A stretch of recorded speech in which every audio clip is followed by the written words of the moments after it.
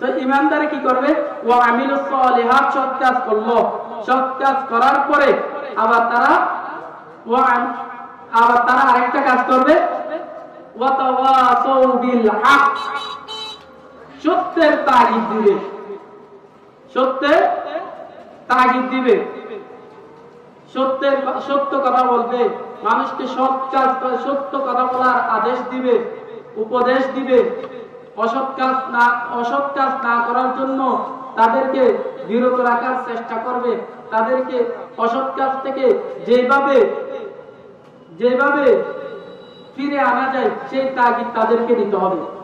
তারপরে ওয়াতাওয়াসাউ বিস-সবর, এবার সত্যের তাগিদ দেওয়ার পর আবার তারা সবর করবে, ধৈর্য ধারণ করবে। এখানে বেশি সময় নেয়, আমি সংক্ষিপ্তভাবে আপনাদের সামনে এই কয়েকটি কথা বলে যাব।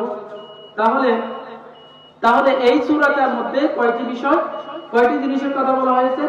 একটা ঈমান পরিপূর্ণ থাকতে হবে, ঈমান পরিপূর্ণ থাকার পরে আমলে সালেহ করতে হবে, আমলে সালেহ করার পরে সত্যের তাগিদ দিতে হবে, এরপরে আরেকটা সবর করতে হবে, সবরের তাগিদ দিতে হবে।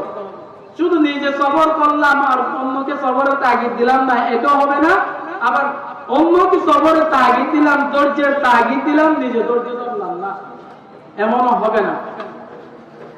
তাহলে আপনারা এইখানে আমাদেরকে আল্লাহ তাআলা কিছু সময়ের জন্য পৃথিবীতে প্রেরণ করেছেন। এই কিছু সময় এগুলোতে আমরা কিভাবে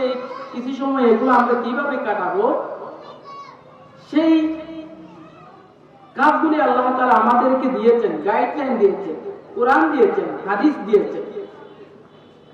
রাসূল আকরাম সাল্লাল্লাহু আলাইহি ওয়াসাল্লাম একটি হাদিসের মধ্যে বলেন, ইবতানিম খামসান ক্বাবলা খামস, পাঁচটি জিনিস আসার আগে, পাঁচটি বিষয় আসার আগে তোমরা এই পাঁচটি জিনিসকে তোমরা গুরুত্ব দাও, এই পাঁচটি বিষয় তোমরা সময়ের মধ্যে করে নাও। এই পাঁচটি বিষয় কি? শাবাবাকা ক্বাবলা হারামিক, যাদের যৌবন আছে তারা বৃদ্ধ হওয়ার আগে যৌবনটাকে গুরুত্ব দিবে, বার্ধক্য আসার আগে তারা তাদের যৌবনটাকে গুরুত্ব দিবে।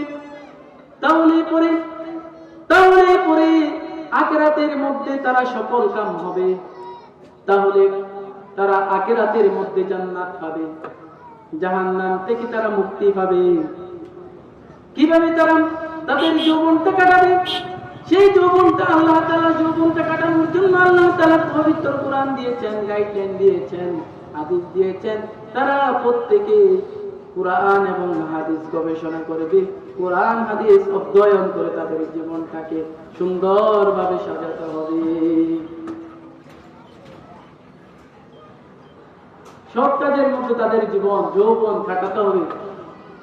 এখন যারা আমাদের মধ্যে মুরব্বী হয়ে গেছে তাদের থেকে আপনারা নিয়ে দেখেন, তাদের থেকে খোঁজ নিয়ে দেখেন, তারা তাদের যৌবনটা যখন শেষ করে ফেলেছে তখন তারা মসজিদে গিয়ে কান্নাকাটি করে, হ্যাঁ আমি আমার যৌবনটা শেষ করে দিয়েছি, আমি বৃদ্ধ হয়ে গিয়েছি। এবং তারা যখন মসজিদে ঢুকে এখন সিয়ার দিয়ে নামাজ পড়ে, কিন্তু তারা তাদের যৌবনের মধ্যে এক ওয়াক্ত নামাজের জন্য তারা মসজিদে ঢুকে নেয়।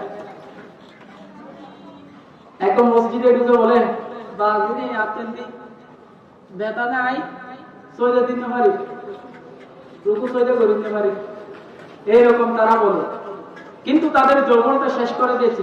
এই জন্য আমি বলতে চাই, যারা এখনো যুবক, তাদের যৌবন আছে, তারা অবশ্যই তাদের যৌবনটাকে দ্বীনের কাজে, ইসলামের কাজে, সৎ কাজে তাদের যৌবনটাকে কাটাবে। এরপরে তারা কি করবে? আরেকটা কাজ করবে, তারা সুস্থতাকে তারা অসুস্থ হওয়ার আগে সেই জীবনটাকে তারা কাজে কাটাবে। যতদিন পর্যন্ত সুস্থ আছেন, সুস্থ শরীর রয়েছে, এই সুস্থ শরীরটাকে আপনি দ্বীনের কাজে অবশ্যই কাটাবেন।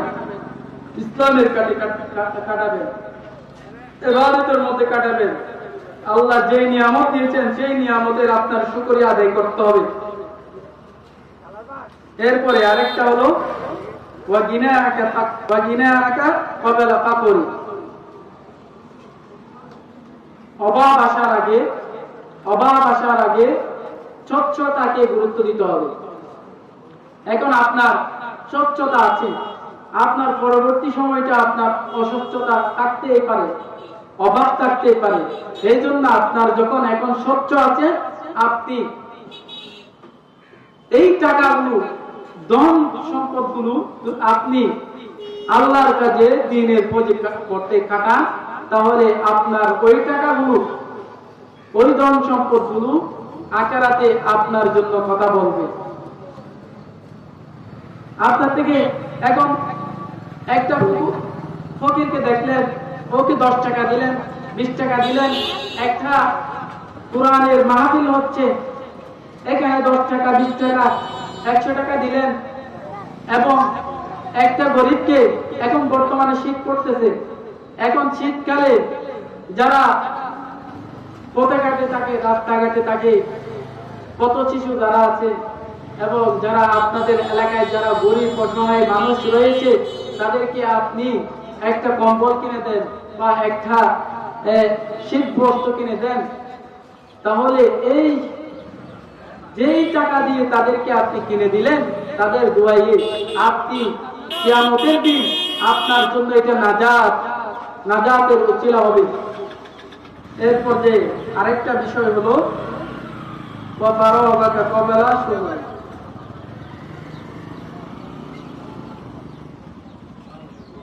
সময় থাকতে অবসরকে গুরুত্ব দেন, ব্যস্ততা আসার আগে অবসরকে গুরুত্ব দেন।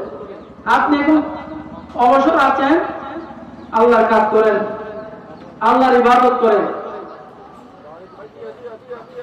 যখন আপনি ব্যস্ততা হয়ে যাবেন, তখন দেখবেন আপনি নামাজটা পর্যন্ত ঠিক মতো আদায় করতে পারতেছেন না।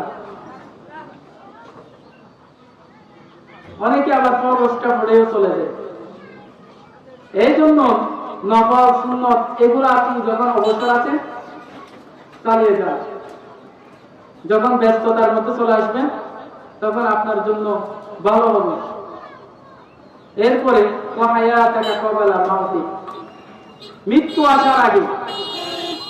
আসার আগে আপনার জীবনটাকে আল্লাহর কাজে, দ্বীনের কাজে সাজিয়ে দিন। মানুষ যেন আপনি করার পরে আপনাকে স্মরণ করে।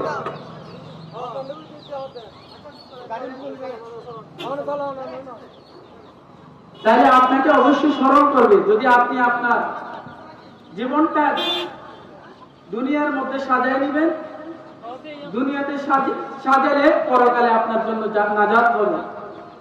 আল্লাহ তাআলা, সময় বেশি স্বল্পতার কারণে আমি আপনাদেরকে বেশি কথা বলতেছি না। আল্লাহ তাআলা আমাদের জান এবং মালের বিনিময়ে, জান এবং মাল কিনে নিয়ে জান্নাতের বিনিময়ে, জান মাল এগুলো আল্লাহ তাআলা আমাদের কাছ থেকে কিনে নিয়েছেন। কিসের বিনিময়ে? জান্নাতের বিনিময়ে। তাহলে আমাদের জান্নাতের বিনিময়ে আল্লাহ তাআলা আমাদের জান মালগুলো কি করেছেন? কিনে নিয়েছেন। এই জন্য দ্বীনের পথে কাটাতে হবে, ইসলামের পথে কাটাতে হবে, ইসলামের পথে কাটাতে হবে, দ্বীনের কাজে কাটাতে হবে। আপনার ধন সম্পদ এগুলা কোনখানে দিলে জাতি এবং দ্বীনের কাজে আসবে,